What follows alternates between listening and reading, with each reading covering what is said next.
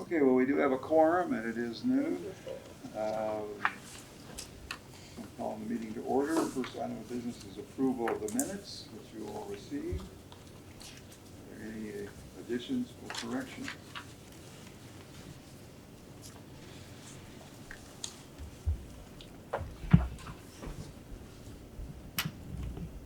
If there are none, I move for approval.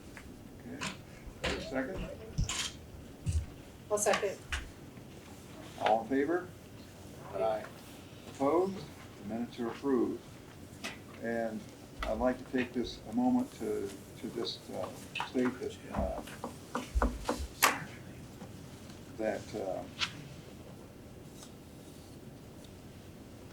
we've had official change where Dr. Bales became officially the health officer yesterday. Welcome. And so our current health officer, his name What's that? Jetmore. Dr. Jetmore. Dave Jetmore, last day was Sunday, but he's still working actively to make sure there's a smooth transition. He's signing off on things that need to be signed off and such to make it smooth. But I'd really like the board to show their appreciation for Dr. Jetmore. He came on at a time of significant reorganization of the health department. At a time there hadn't been anything really significant in public health that was horrible for decades. And so when he came on, we had a syphilis outbreak in Richmond, which was a little bit unusual but trying. But then we went into the public health crisis of the century with COVID, and he provided great leadership through that to the community. He did the television talk at IU East on almost a weekly basis to inform the public, and he provided good leadership through that. As that was winding down, we had the toxic plastic fire, and again, he showed good leadership during that period of time. And then we had a change in our funding from the state and a significant reorganization of the department again, which he saw us through. So he had quite an eventful term and did very well and did an outstanding job. So I'd really like to thank him for his service during some rather difficult times. Yeah. And now our new health officer, Dr. Jen Bales, has been at Reed as emergency room physician, but she had the honor of being chief of the medical staff at the worst of COVID. So she's had experience with some of these public health crises. So I'm going to turn it over to Dr. Bales to give us a little more information on it. So. Well, it's nice to meet you all, and I'm happy to be here today. So I will have my 20-year anniversary with Reed will be next July. So I've been here a very long time. I'm from Lexington, Kentucky, but I've now lived here for 20 years, almost. I went to college in Johns Hopkins, and then I went to medical school at the University of Kentucky in Lexington, which is home still. And then finished my residency at IU at the emergency medicine program there, which is how I found my way to Richmond. And so I'm excited for this new opportunity. I don't have a lot of public health experience except for really COVID. And so as chief of staff during the COVID pandemic, my role really, in addition with Dr. Huth and Dr. Jetmore, was really to work on the hospital response.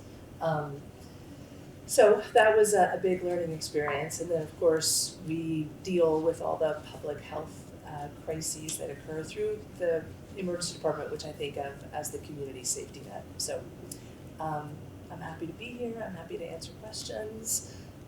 I'm excited to get started with this new team. Welcome. Thank you. Okay. Next item is nice introductions. Yeah, we have new folk.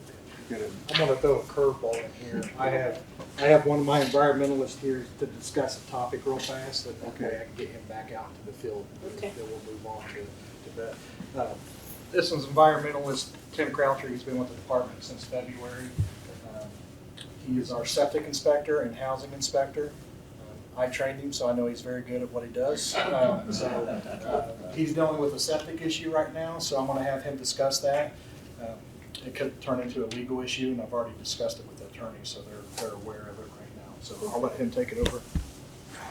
So we got an initial complaint the end of August from a concerned neighbor of sewage on the ground. I responded, sent a letter out like we always do with our complaints for sewage. Asked for me to come to the property and conduct a dye test. They responded. I came to the property on September 3rd. Take our tracing dye. We used a blue one on this one. I placed some of it in the septic tank and in the kitchen sink of the property. Ran water, and then per that state code, we have to come back 4 days in a row to check the property to see if our dye surfaces.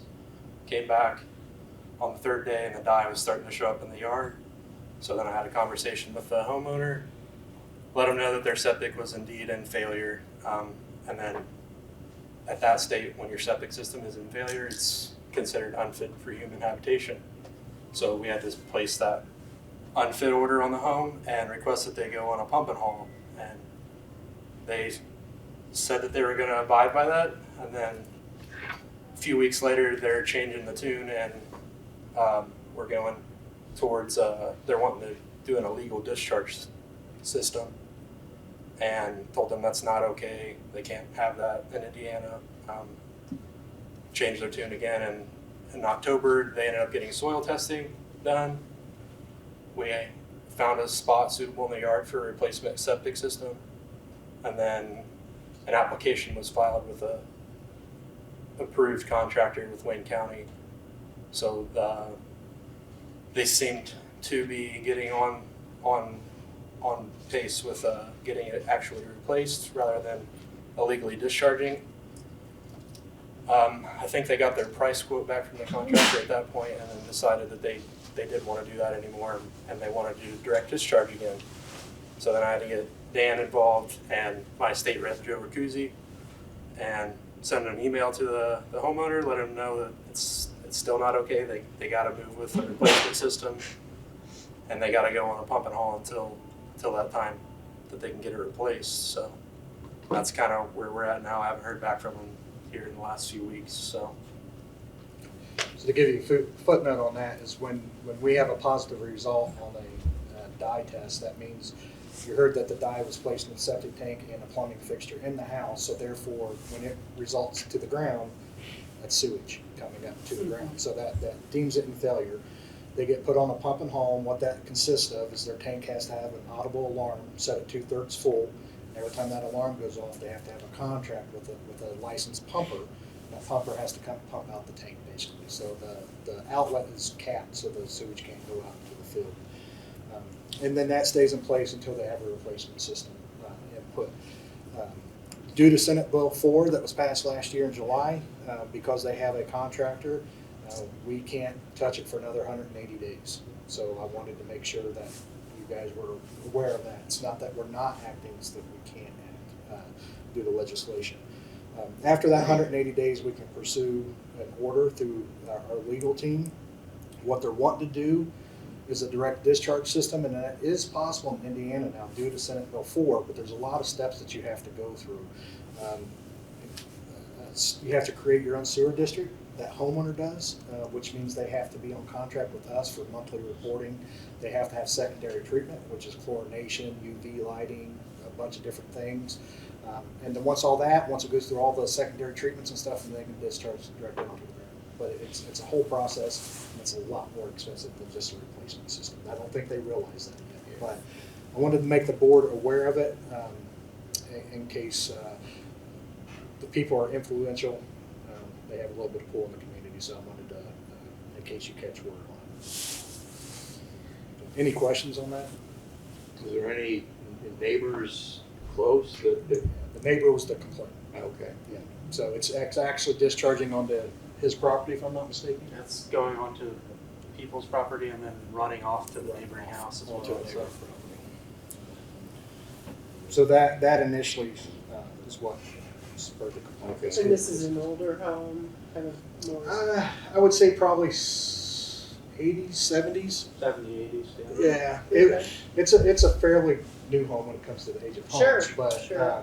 septic systems don't last but 20 to 30 years. Mhm. It depends on how well you maintain them as well. So septic systems have a lifespan, and this one unfortunately has expired. Mhm. You know, we do several replacement systems a year. You know, other county residents have to comply with these same orders. Sure. And they're not cheap. They're between $20,000 and $30,000 for a septic system. Depends on what you have, the size of the home, and all that good stuff. So I understand them being hesitant, but it's unfortunately required by statute. Okay. Any other question, comment? And so what I understand is that within that 180-day window that they report themselves through particular processes, the timeline for those neighbors and community members that may be impacted by this, we're talking a few more months prior. Yeah, it's unfortunate, but when that Senate bill was passed last year, it took a lot of the enforcement power away from the local health department. A lot of the spurred from the COVID era, but and it's unfortunate for the neighbors because they're the ones that have to suffer through this. You know, but we can't do anything about it. Are they still sealed and having to pump? Are they doing that? Oh no, are they compliant with it? I haven't received any receipts that it's been pumped. So are they in violation of that? They're in violation of pump and haul order. Okay, could that be, We can try to enforce it through legal. I'd have to have Ron take a look at Senate Bill 4 to make sure, but for Senate Bill Act. But yeah, we could move that. I think I would talk to Ron because it's their neighbors that are suffering Right. in the community if they're polluting the. Yeah, and it's unfortunately a down sloping road area of the community, so it's probably not only affecting the neighbor, but eventually long term it's affecting whatever's downstream. Downstream. Yeah. Okay. Okay, All right, Tim, I appreciate it, man. Problem, thanks, sir. thank you. Now we'll get back on track. Okay.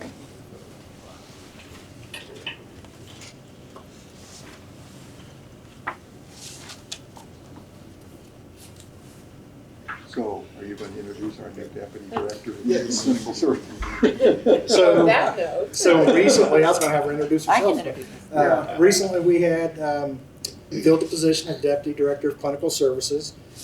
Beth Newton, to my right here, who filled the position. She's been in this position for 2 weeks, 3.5. 3.5. Tells you how good I am with time. She's doing a tremendous job so far. She's a quick learner. She's established contacts with the state and local contacts, and well on our way to being 100% educated on the position itself. With that, I'll give you Beth Newton. Okay. Well, thank you. I'm excited to be on board. Just a quick history on me. I'm a little bit different than most people that have filled this role before. I do not come from a medical background. I actually have a bachelor's in business and a master's in education. But with that, I spent 20 years in risk management with operations and audit. So internal controls, policies, procedures, regulatory, state code, project management, that's all very much in my wheelhouse. And then I spent 4 years focusing on grants and local revitalization as well. So with that, I also do some volunteer work with Local Dollars for Scholars and Community Blood, it's Community Blood Center. Changed names a couple times now, but so I've been doing blood drives for about 12 years with them. So what we've been focusing on, implementation so far, some rotations, some versatility between the staff members. Coming in as an outsider it was really kind of beneficial for me to not be on the medical side because I got to see really more how we could fix things structurally. So we're working on some additional procedures, policies, just really making sure that we've got everything in line. The staff, they've been great. I think they really have started to thrive under that, having more direction.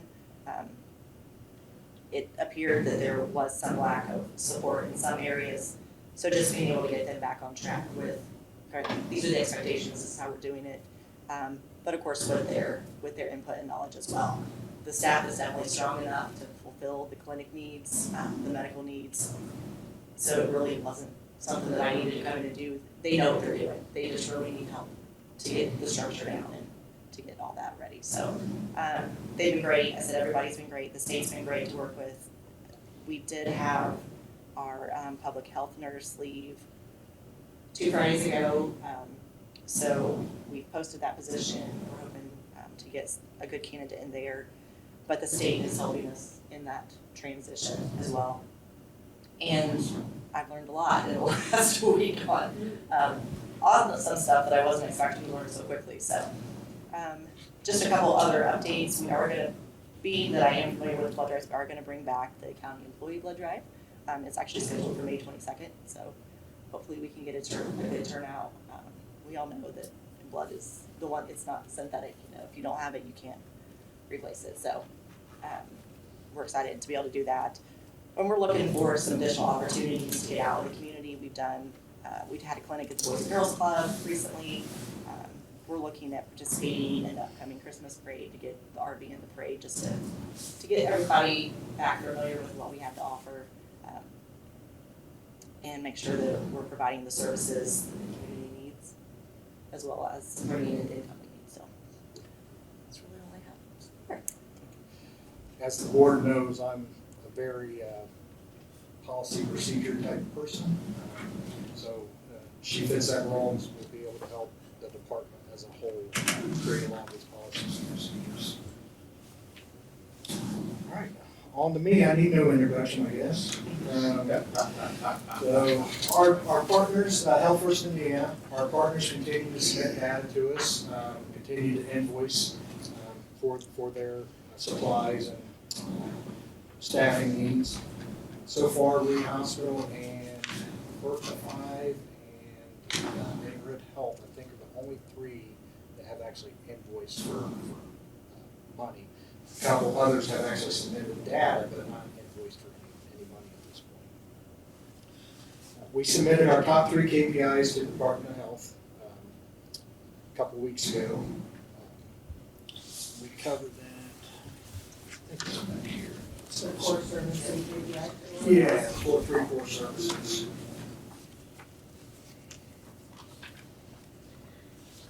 Yeah, so it's infectious disease, surveillance prevention, fatality review, and tobacco and vaping prevention and cessation. So these are not set in stone. They asked for what we thought was our top 3 priorities. After the training Dr. Bells and I attended, we thought infectious disease surveillance prevention was one of our top needs here in Wayne County. Infant mortality and maternal health was another top need, and that falls under the fatality review.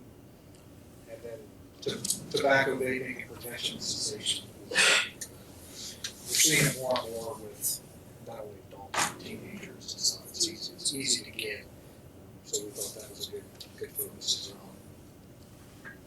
Were there any questions on those KPIs?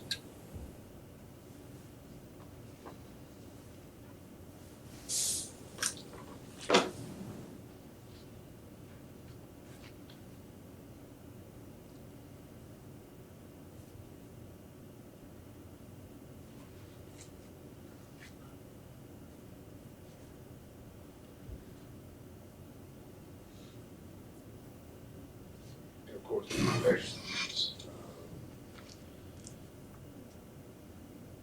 data is in coordination with the doctors. They have the highest rate stuff. It's included in that. Our main focus right now is going to be congenital diseases. And then those will go down. It's really all worked on at one time. It's coming from several different directions, whether it's lots of partners in the community or whatever the case is. So, yeah, that will be one of the focuses. And we've actually already started off with the partner today. We received an email with wanting some supplies to help with these conditions.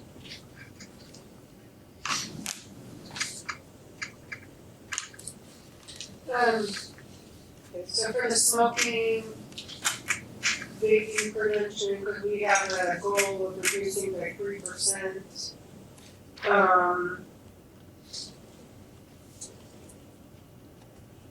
So what are we thinking we're gonna do for that? I know that there's some funding that we provided, was it to Purdue, Eliza Warren for some tobacco cessation? Purdue Extension, Yeah, Boys and Girls Club, and Reed Hospital all have all have a component of theirs for tobacco cessation.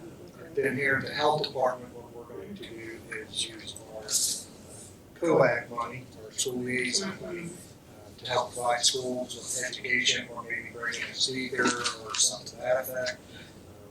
Run a billboard campaign or social media, just things more on that. We don't have a lot of tools and staff to be out there running programs ourselves, but we can help other people get their programs. Okay.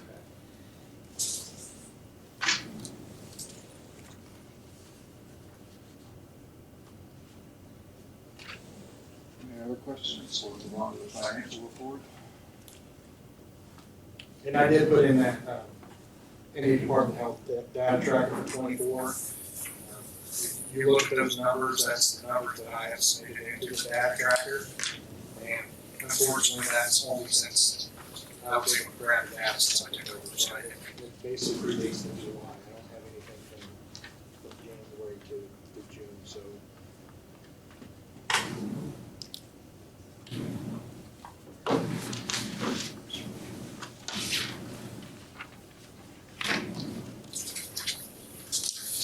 Financial report.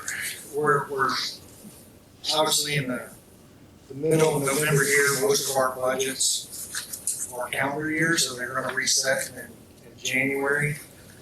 All fiscal budgets are reset next July. So I'm working right now on all the calendar budgets to bring any negative balances back to a positive balance and adjust for the next month and a half to make sure we remain in a positive operating realm. I was able to correct most of those negative balances in our operating budget. 1159 was supplied by the county here, county council, due to the vacant positions we had. So I'm able to pull from those lines and bring those balances up to a positive amount.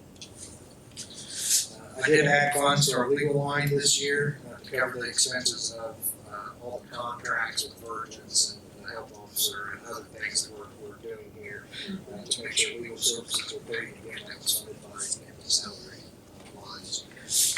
I did have a meeting with the county attorneys to discuss 2025 procedures and how we're going to move forward with billing. I would like to build once a month, once a quarter. I want to be billed occasionally, not just piecemeal. Even if we're halfway through the case, go ahead and look at what you've already done. That way I can better track the money for 26 better than I can for 24 to 25. And they were okay with it. So. And as discussed in the last meeting that the board approved, I also got commissioner approval to buy the birth and death cabinets for the historical books. I was able to do that to reduce the rate saving of $4,000 to get those cabinets. Unfortunately, it's a 180-day turnaround time, so we won't see them until approximately May. Staffing updates. Virgins, finally. We're good. We got a contract in place. Our first employee started this past Monday, yesterday, with Virgin. So we're on the move there. Right on. Right on. So that is off our plate. Part of Virgins is our nurse practitioner that's going to start on December 2nd with Coach Slusher. And I'm also working on a collaborating agreement between Dr. Bells and Coach so she can do her job there. First try. Yeah. Yeah, to review the charts and all that good stuff. As Beth discussed, our public health nurse left our employment and we're working with IDOH to fill all those duties until we get that out filled. And I had 5 applications for the Deputy Director of Environmental Services. I plan on setting interviews for the first week of December, hopefully having that should be filled by the end of the year, if not at the beginning of 25. Program updates, I'm gonna kind of flip this one here. If you can see, I gave everyone, I brought to the board a few months back that our syringe exchange program was a little, needed some fixing. So the board voted, and we put those votes into practice, and the turnaround here is in August. We had 63 participants, we supplied 21,000 syringes, and we received 23,000. We were giving quite a few away. Yeah. When we put the limit on the number, as you can tell, we actually increased participation and decreased the syringing going out to the training. So, and we're actually got a positive return rate. If we're getting 10,000 out, we're getting 12,000 back. Right, right. So it worked out. Yes. So it's now allowing folks to be more responsible for their own care and their own kind of retrieval operations instead of being dependent upon those who are hoarding. The representatives, Correct. if you will. Yes. Well said. Yeah, so that was an intended use. It was, we had 5 people, no, Yes. we have a group of people coming in for the whole. Yes. I wanted the whole coming in. Yes. So, Yes. we're So we have an starting to, opportunity for intervention. Correct. Testing, so we're starting to get the whole. Conscious for treatment, yeah, and all of that kind of stuff, yes, good job. Yeah. And then we held a clinic at the Boys and Girls Club, and I'll let Beth kind of discuss that a little bit. And we did that last week. We had our female representative there passing out formula and sleep bags and just some general information on prenatal care. We also had a table with myself and our birth individual up front passing out general information on what the health department does. I said I still think that that's a good component, and then hopefully once we get some billboards up and we can start seeing that, there still is a lot of confusion on what we actually do and what services we can provide. And then we provided vaccines at that clinic. We focused on COVID and flu. We had about 46 vaccines given, and then we scheduled several appointments for kiddos to come in and get updated for their school vaccines as well. So Gennaro did a lot of that outreach, getting that stuff scheduled, and then making sure to be in contact with the Hispanic community as well. Those were a lot of the appointments we scheduled, and then he's able to help us provide that communication and get those kiddos taken care of. So we did schedule several appointments, and then we'll have those coming up the next few weeks, but we're hoping to do that quite a bit more. We've got one scheduled, actually 2. We've got one at Rivers Hamilton and then one at Central High School coming up in December, and then we're hoping to get into the other county schools as well to provide those on site.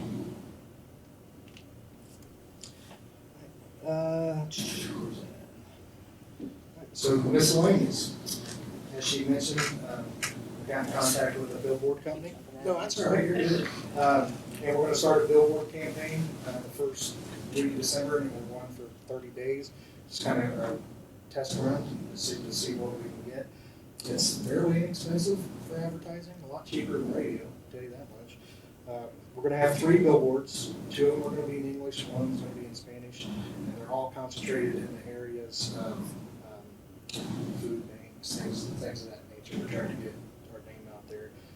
Gennaro, obviously being part of the Hispanic community, he told me where to put the billboard for that community and how to phrase it and all sorts of stuff.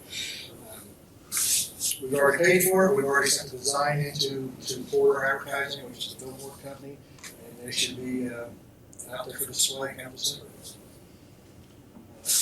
Next thing I want to get to is the purchasing procedure I put before the board in the folders. Obviously, I want to leave out the right signature, but this is one of many other procedures that I want to put in place.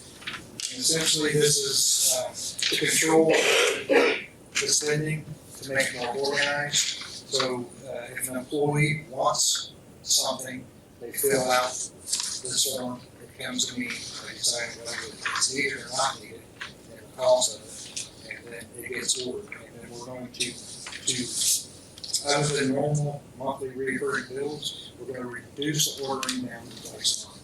That way we're not placing 10, 12 orders a month, we're going to do it twice a month, and we can better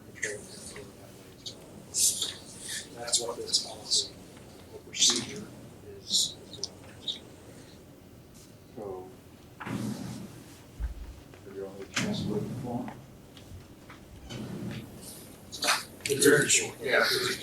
Yeah. We guys have, carry this kind of like electronically, keep this kind of record, yeah. Yeah, so they'll physically fill out the form for me, and then once, if we decide, and I'll keep those digitally once they give it to me, to show whether they were approved or denied. And then once we do order something, we'll keep electronic inventory for it, so it's a sheet where it's. Do you anticipate this new procedure, protocol, will impair you or impede the progress of your department, slides? I don't believe so. This won't apply to medical equipment or vaccines or anything like that. That will be ordered as needed. You know, this is more geared towards office supplies. And, you know, we got a request yesterday for batteries and hand sanitizer. We found batteries and a lot of hand sanitizer. We didn't need to order it, so it's to cut down on things like that. Yeah. Not medical supplies. In the past, they were just gonna order it as they wanted. So you used to go to the bookkeeper and say, hey, I need 48 batteries, and she would just order. That you get approval from anyone, you know. You can't control much that way, so. But sometimes on a shelf life, you get it. It's hard at that. Is there a motion to approve the form? Motion. Second. All in favor? Aye. Opposed? That's signed. Anytime you improve upon your patients, do factors. Yeah. We're trying. Okay. With that said, moving on to the next money, miscellaneous software, so financial software that the board approved, it has been installed and it's in use and it's working well. We've had no issues from the auditor's office, the last couple of years we've been using it. But What we- auditors didn't have it. Office staff with it. I wouldn't use that word.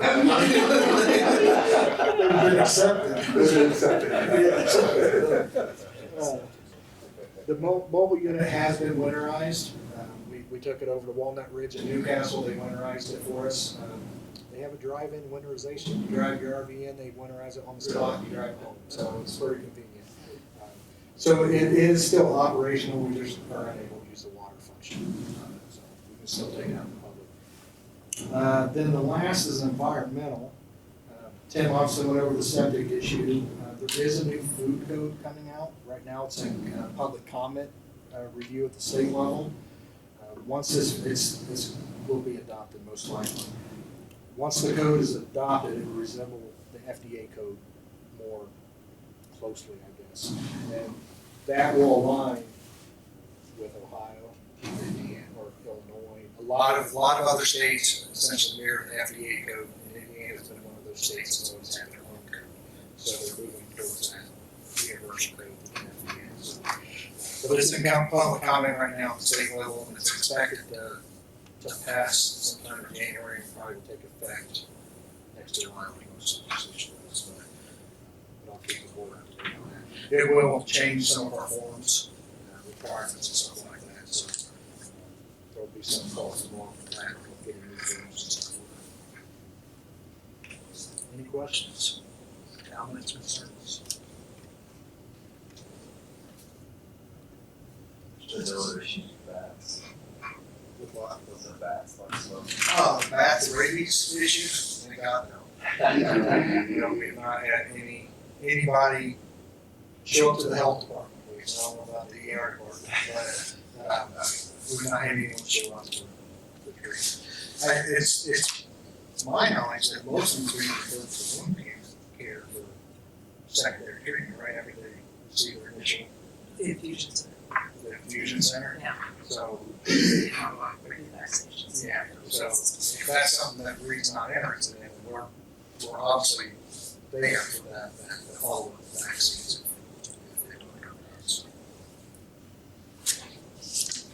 On the subject of lead, there's now a push about lead supply line, water supply lines. Not the supply lines, not with Wayne County at least. We are gonna move, once we have our nurse practitioner in place and things like that. Dr. Bell's on board with, involved. We're wanting to move towards more blood draws instead of capillaries, that way we can get better results. They don't have have to go to the pediatrician to get that draw done. They can get it done with us. We can send it to the State Department of Health for free through our courier service. At that point, we would probably increase our cases of lead, which could result into water lines and things like that once we figure out where it's coming from.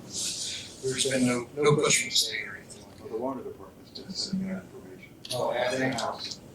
I've not received any of that information. They're gonna start replacing lines. Of lines. I don't know if they're planning then to have a replacement policy or what it is, but they're sending out information and they have a website now that pertains to that. They're talking about not only lead supplies, but lead solder. Be hard to track down, like I said, yeah. Yeah, Yeah, and you may be able to track it from the meter back to the street, but that'd be a tough one from the meter to the house. But yeah, we're gonna make our lead program a little bit more robust than what it is. Where are we on tattoo and eyelash?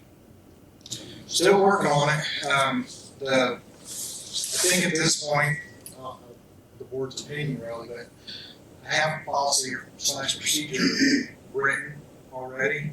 I have a tattoo artist as a liaison. He's not giving me any feedback yet. Maybe a little bit too robust for him, I guess. But we're going to move forward with that. We'll have it in place. Right now, we are responding to any complaints, and that's what the state has asked us to do as far as the KPI with Health First Indiana, is to only respond to complaints for tattoos and eyelash extensions. But I want a procedure in place for that. So right now we are responding, and we're asking for bloodborne pathogens, CPR, the cleaning equipment. We're inspecting all that, but I want a procedure for that. So if he doesn't get back with me before the first of the year, then I'll just bring a policy procedure to the board, have them approve or make edits or whatever is decided at that point. But Tim, the person who started my septics, he actually comes from Butler County, Ohio. He was an environmentalist there, and he was a tattoo and eyelash inspector. So he's experienced in the inspection part of it. So that's the reason we've already progressed into actually responding to those complaints, but we don't have a procedure for it yet. We've had 2 complaints maybe this year on tattoos and eyelash extensions. So that's not a common thing. Was it complaints of contracting hepatitis, jaundice? Complaint sanitation. When they walk in for service, they were having very good place. No complaints of secondary type stuff. I haven't looked at this for years, but I was given to understand that sometimes those little packages of dye actually are infected or contain virus particles or transmissible virus materials. Even though the needles are all sterile, clean. So when you do an inspection for a tattoo or eyelash extension, that is part of your inspection, is the ink or whatever they're using has to come from the licensed manufacturer. Similar to food code, if you're buying bread, it has to come from a commercial license bread facility to put it out in retail. Same concept, not to say it doesn't get contaminated in the process of production, just like food. But I've not heard that before. That's interesting. That may be old information, but I don't know. I'm sure that government controls that. I'm sure they're inspecting manufacturers. Any other questions or comments? Any old business? New business?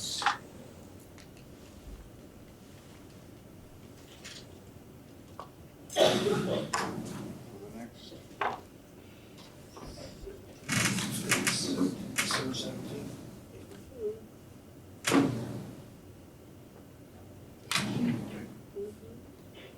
17th. Then I'm gonna make the board aware too, due to the circumstances of the past year, I've not had time to take a vacation. So I took my first one a couple weeks ago. I got like 2 more, so just to let you know, Beth has been amazing during that time in my absence. Obviously, I'm still answering calls, if they need me, but But that's not really time off, Andy. it's all right. It's all right. I signed up for it. There you go. Yeah. That's the